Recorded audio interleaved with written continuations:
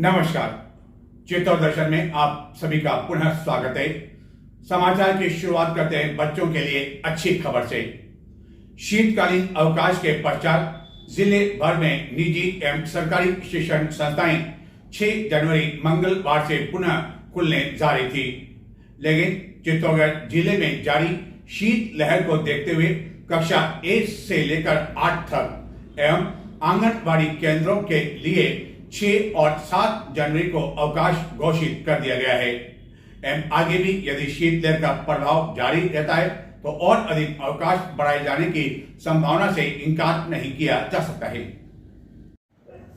शीतकालीन अवकाश के पश्चात चित्तौड़गढ़ एवं जिले भर में निजी एवं सरकारी शिक्षण संस्थाएं 6 जनवरी मंगलवार से खुलने वाली थी, लेकिन गत 2 दिनों से चित्तौड़गढ़ एवं जिले भर में पड़ रही कड़ाके की सर्दी एवं शीत लहर को देखते हुए जिला प्रशासन द्वारा कक्षा 1 से लेकर 8वीं कक्षा तक एवं आंगनबाड़ी केंद्रों में 2 दिन के लिए अवकाश और बढ़ा दिया गया, जिसके कारण 6 और 7 जनवरी को शिक्षण संस्थाओं में अवकाश रहेगा।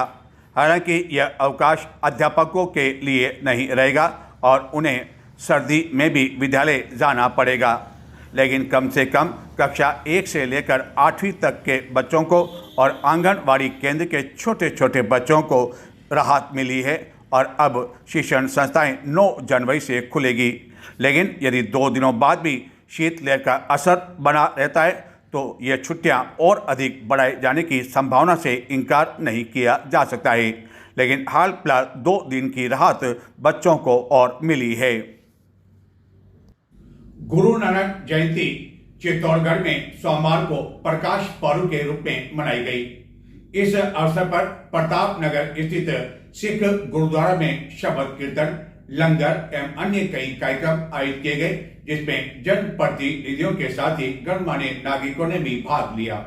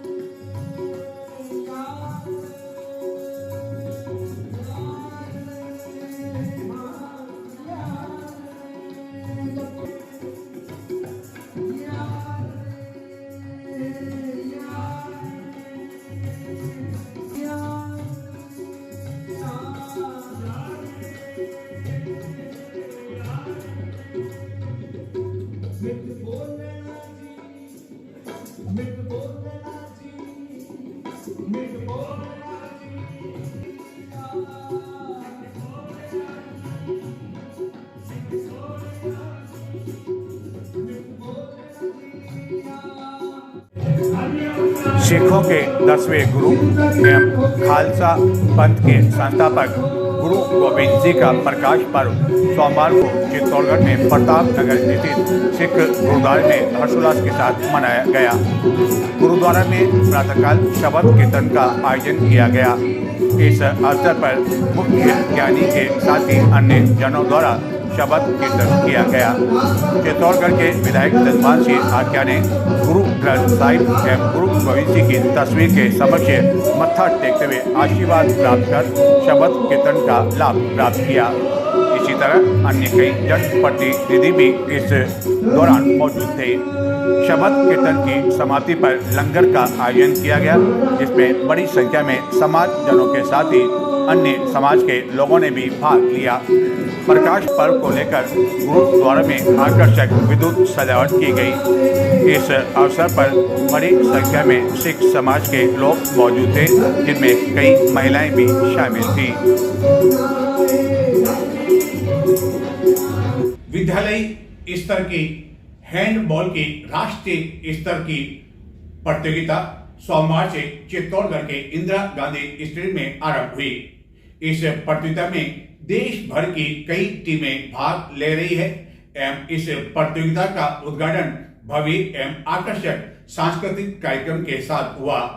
इस अवसर पर राज्य के उच्च माध्यमिक विद्यालय बालिकाओं की विद्यालयों द्वारा छात्राओं द्वारा आकर्षक रंगारंग कार्यक्रम प्रस्तुत किया गया, जिसे देश भर से आए खिलाड़ी न केवल प्रभावित हुए बल्कि उद्घाटन समारोह में मौजूद कई अन्य बालिकाएं छात्राएं तो इस नृत्य पर झूम उठी एवं इस अवसर पर चित्तौड़गढ़ के विधायक चंद्रभान सिंह आक्या मुख्य अतिथि के रूप में मौजूद थे।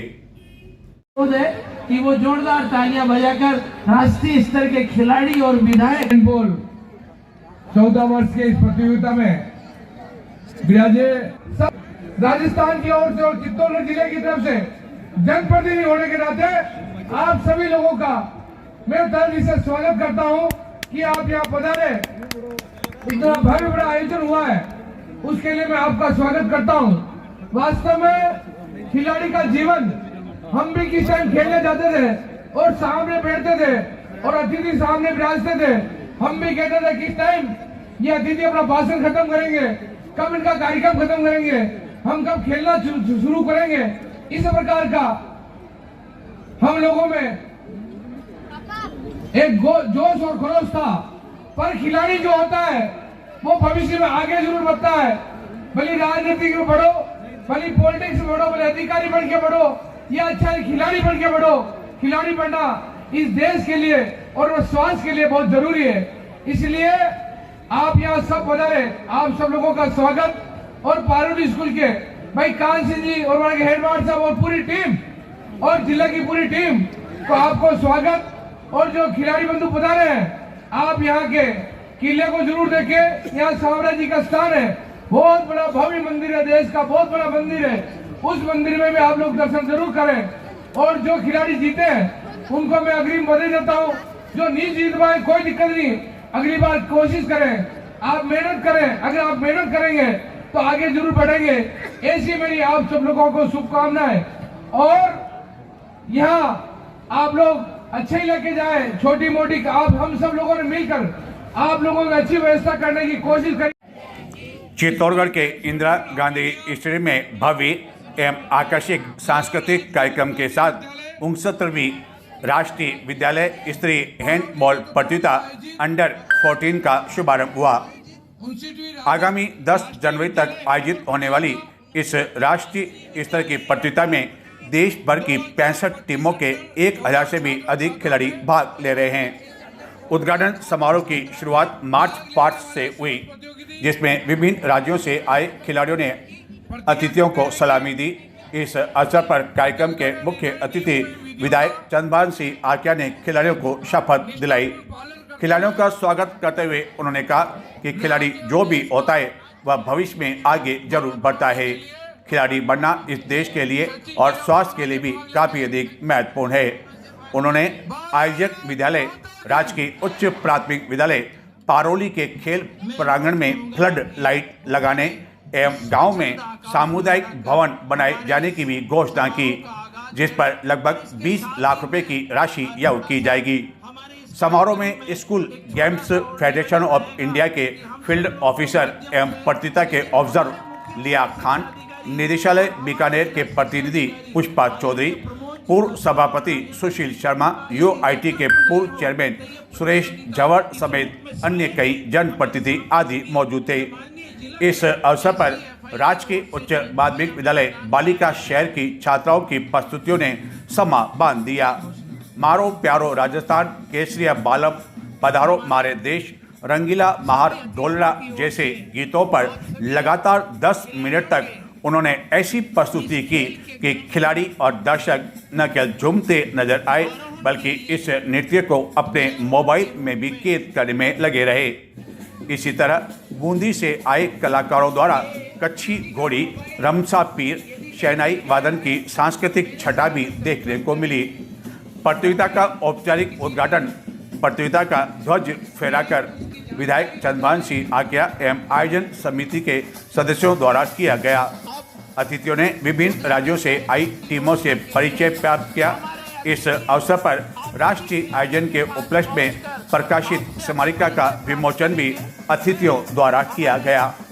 उद्घाटन के पश्चात मेजबान राजस्थान ने छात्र एवं छात्रा दोनों वर्गों में जीत दर्ज कर प्रतियोगिता का विजयी आगाज किया। उद्घाटन के साथ ही प्रतियोगिता में 10 लीग मुकाबले खेले गए। छात्र वर्ग में राजस्थान ने मध्य प्रदेश को एक तरफा मुकाबले में 26-8 से पराजित किया। पहले दिन देश के विभिन्न राज्यों के आए खिलाड़ियों ने शानदार प्रदर्शन किया। इस प्रतियोगिता में विभिन्न राज्यों से जो टीम आई है उसमें कई ऐसे खिलाड़ी हैं जो कि राष्ट्रीय स्तर पर आयोजित विभिन्न प्रतियोगिता में गोल्ड पदक भी जीत चुके हैं। एवं जब मुख्य अतिथि ने खिलाड़ियों से परिचय प्राप्त किया तो खिलाड़ियों ने अपने राज्य के बारे में भी उन्हें जानकारी दी।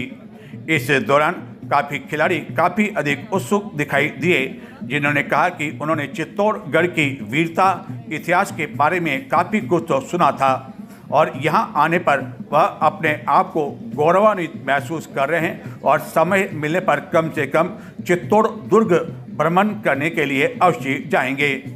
इन सभी खिलाड़ियों के लिए इंदिरा गांधी स्टेडियम में ही सशुल्क भोजन की व्यवस्था भी की गई। आकर्षक कार्यक्रम प्रस्तुत करने वाली इन छात्राओं को कई जनों द्वारा नकद पुरस्कार प्रदान कर सम्मानित किया गया और देखते ही देखते इन छात्राओं के लिए नकद पुरस्कार की बौछार लग गई। आपके लिए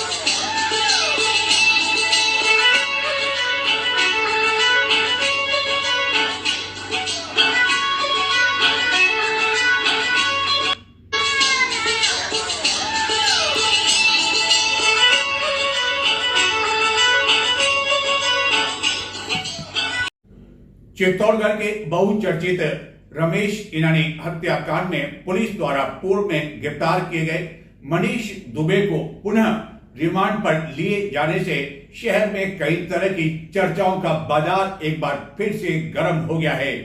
पुलिस ने पहले शूटर को 9 दिन के रिमांड पर लिया था, जिसके बाद उसे न्यायिक अभिरक्षा में भिजवा दिया था, लेकिन अब फिर से उसे रिमांड पर लिए जाने से इन अटकलों को बल मिला है कि पुलिस को और कोई ठोस जानकारी हाथ लगी है, जिसके कारण उसे पुनः पुलिस रिमांड पर लिया गया है।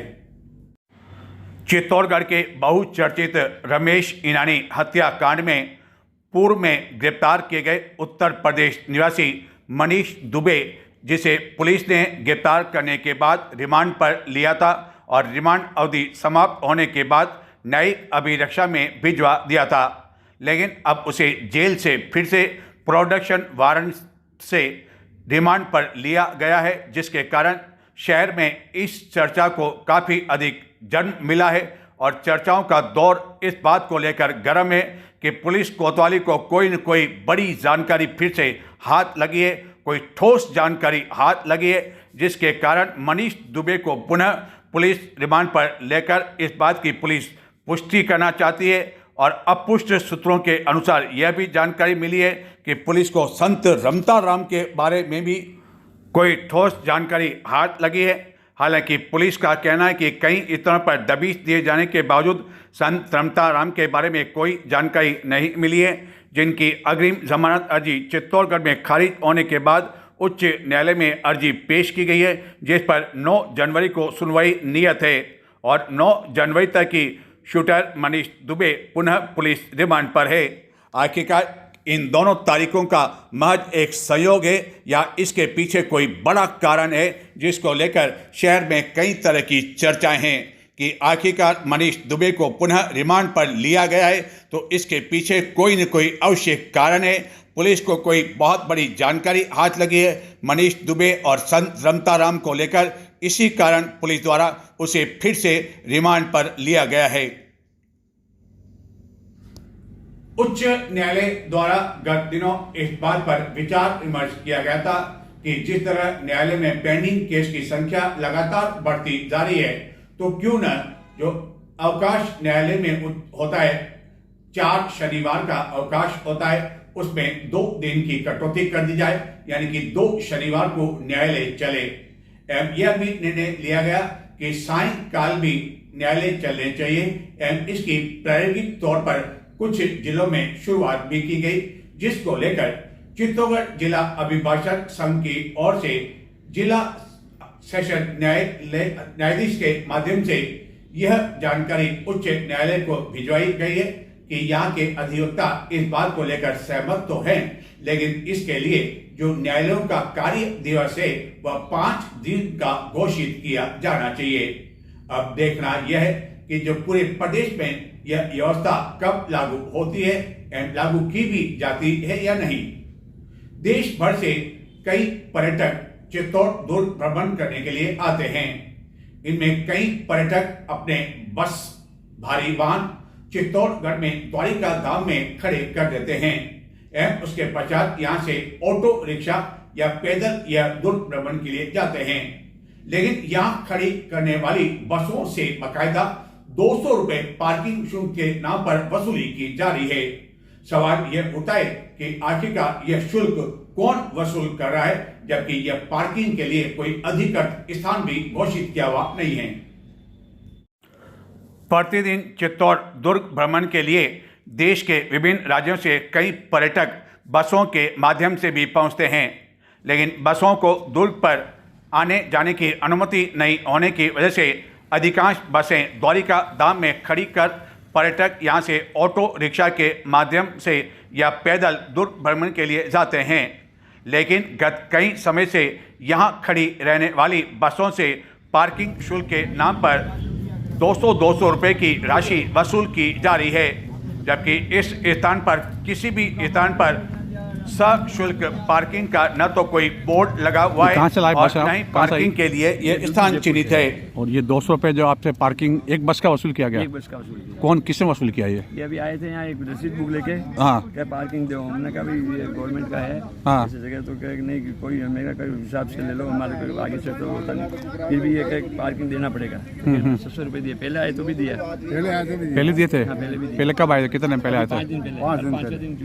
5 दिन पहले। तो उससे भी 200 रुपए दिए थे आपने? 200 रुपए एक गाड़ी के 400, 2 गाड़ी के 400 रुपए, एक गाड़ी के बस के 200 रुपए वसूल कर रहे हैं यहाँ पर। सबके 4 व्हीलर ट्रक ट्रेलर सबके 200। तो आपने पूछा भी नहीं भाई ये स्थान किसका है, क्या है? आते ही मांग रहे हैं रसीद और गाड़ी को इधर। अच्छा, पहले रसीद दे गए, बोले 200 रुपये लाओ। हाँ। तो फिर सवाल यह उठता है कि आखिरकार यहाँ पर पार्किंग शुल्क के नाम पर किसके द्वारा यह अवैध रूप से वसूली की जा रही है और अब तक न जाने कितने हजारों रुपए इस तरह वसूल किए जा चुके हैं, क्योंकि सीजन के समय तो यहाँ पर 30-30, 40-40 बसें भी खड़ी रहती है।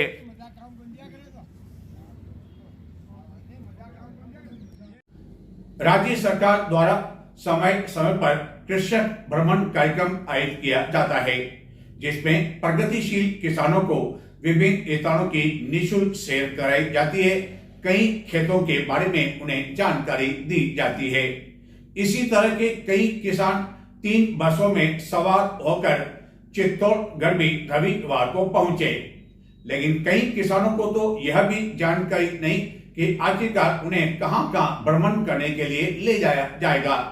वहीं सरकार द्वारा सभी तरह की सुविधाएं उनके लिए इस 5 दिवसीय भ्रमण में निःशुल्क होने के बावजूद कुछ काश्तकार सरकार द्वारा की गई इस व्यवस्था से नाखुश दिखाई दिए, जिनका कहना था कि उन्हें भोजन के लिए 12-12 घंटे इंतजार करना पड़ा, जबकि कुछ काश्तकार का कहना था कि सरकार ने बहुत ही अच्छी व्यवस्था की। और देखते ही देखते समर्थक और विरोधी आपस में कहासुनी पर उतर आए और अपनी अपनी बात और अपना अपना तर्क देने लगे। आप भी सुने ये मजेदार तर्क इन किसानों का।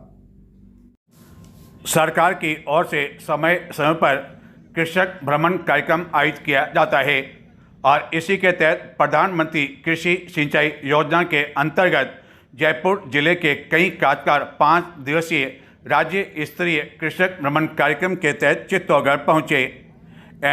रविवार को इन काश्तकारों से जब यह जानकारी चाही गई कि उन्हें कहां कहां भ्रमण करवाया जाना है तो कई काश्तकार इसकी जानकारी नहीं दे सके। वहीं व्यवस्थाओं को लेकर भी यह काश्तकार आपस में उलझने लगे। तो आपने तो फ्री में तो यात्रा करेगा है, फ्री में यात्रा है, फ्री की यात्रा है आपकी। तो अटे आप कहाँ बैठ गया? मुझे किला नहीं गया, दूर बड़े किला देखो नहीं। साधन करे कौन, अगला व्यवस्था करे कौन? अच्छा साधन नहीं के तो व्यवस्था कर ले, मैं अभी चल जाऊँ।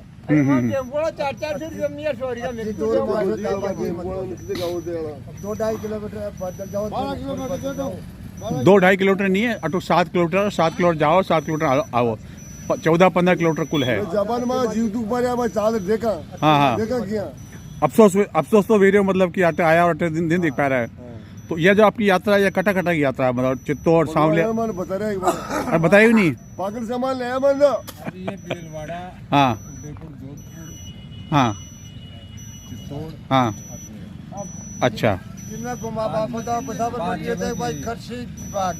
हाँ कृषि विभाग देगा सारा आना जाना सब वो सब फ्री है। फसल ये फसल ऐसे करो, ये फसल ऐसे करो, तो खाली बाहर 17 घंटा तो तो शाम का बीलवाड़ा में निकले 17 घंटा एक जगह। 17 घंटा 17 घंटा एक जगह रिया में शाम का घुमारिया मान तो लियार फट गया है। शाम का 6 बजे खड़े कर जी और सुबह 17 घंटों 12 गाड़ियाँ है। तो 17 घंटा कहाँ लग गया? उठे राख दिया। शाम का लियार छोटा 12 बजे निकले, बिलवाड़ा में छोड़ दो। 12 बजे अच्छा महाराज आज तो सुबह का क्या दर्शन कर लिया मंदिर का तो खानो मेड़ो मने जैसे खाई करते खानो मने खानो खाई और जो भीड़ हो जा गाड़ी रोने होती खानो खाता फिर कड़े खाता खानो कड़े खुआता नहीं कड़े खुआता नहीं ये खुआते ना आजरा नहीं 17 घंटा एक जगह रह गया। अरे एक बात तो रोटी तो बकरी ने खुआता कुछ सुबह का आड़ी बाटा वीडियो बढ़ जाए लड़ाई रोटी कौन खुआता है सुबह का? रोटी निकलाई गई खुआई आ रहा हूँ बेटा रोटी खाते रुका को ना बताओ मैं क्यों का आराम हो कहती हो भाई मैं रोटी बनाता मंदिर में दर्शन कर हो वटे कोई घुमाए दर्शन कर नहीं पर घुमाएगा नहीं बेटा शानदार घुमायो नहीं अच्छा सुबह का नाश्ता दे दिया सुबह 6 बजे का। हाँ नाश्ता दे दिया तो फिर आगे लेता मैंने कटे लेता आगा कटे खुआता पर रोटी पर रोटी अड्डा कहीं मातो खुआ देता है आखिरी रोटी को नहीं खुआ देता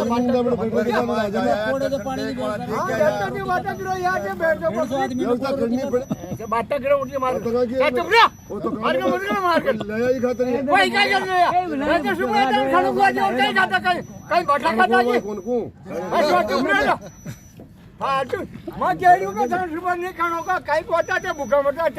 चलो मानो तो ये बताओ अब आज तक की जो आपकी जो यात्रा हुई है 2 दिन तो रहेगी, आपके 3 तारीख ने आप रवाना हुआ, आज 4 तारीख है, तो 2 दिन में तो आप कहीं आपका किस तरह लागे आपने सरकार की जो यात्रा है निश्चित अच्छा लगे गेला का मायना गाड़ी रोकी मोड़ा वीरे बस बीच में जो आराम तो मैंने नाश्ता करे खा मतलब है ताई पाजी बिस्कुट का ठीक है सुबह में माँ का घर का रोटी खा रहा भीलवाड़ा में आया बात के मायने शाम का आराम 80 तरह मतलब है शाम का रोटी खवाई बढ़िया साग 2 साग का और आराम पूरे गाड़ी हलवाई सा ले और पब्लिक जरूर एक बात है पहली धर्मशाला खुली जी के माँ के मैं हिम कौन बेटा 2 मंजिल मान जो गार्डन के मान एक कमरा में एक गाँव करना आराम से मारिया घासा पटना ले अरे कोई तरह की परेशानी नहीं। अब सुबह का सब बच्चे जो तावड़ा का पैसा दे दिया, आराम नाश्ता चाय दे दी, फिर बाद में क्या खाना मैंने जैसा मंदिर में घूम आओ पब्लिक। हाँ तो चाय भी दे दी, चाय दे दी, रोटियां दे दी, नाश्ता नाश्ता दे दिया, वो सब दे दियो। सब जगह दे दिया। तो लेकिन ये तो खुश नहीं है आपके पास वाला, तो कह रहा नहीं खुश होता, नहीं होता मार का तो मेरे खाया मौका जब मैं खाया जो बात बताऊं। हाँ फिर बाद के मैं सुनो, फिर बाद के मैं का मंदिर में घूमया कि भाई आप जे खानो मना जे बैठता जाओ, जिमता जाओ, 50 आदमी फिर खानो मन बोगरियो, गरम गरम खानो खुआरिए, आराम 2 सब्जियां बनाइए, शानदार खानो बनाइए, शानदार आराम जिम। लास्ट हमारे वो बेचारा हलवाई रोटी उनका लागे। तो ये जो 150 लाख है में औरता भी औरता नहीं है। बड़ा 18 घंटा के शहर में कौन किया करे। हाँ हाँ, कोई बात है कि 18 घंटे और आपने रोक दिया होटे। 18 घंटा एक शहर में और ये नजर डालते हैं कुछ और समाचारों की ओर, लेकिन संक्षिप्त में देखते रहें चित्तौड़ दर्शन।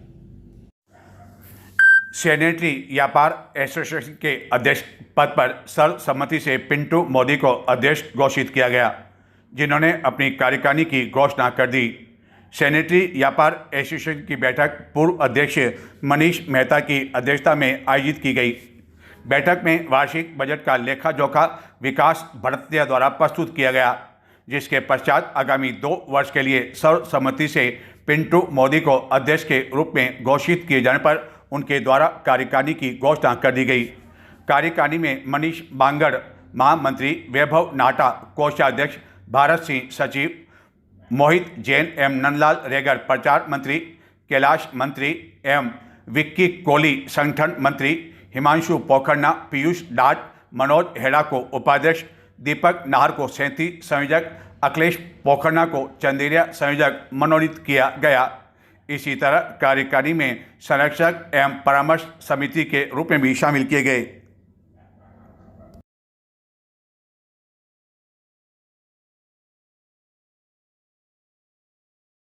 तो ये थे आज के समाचार।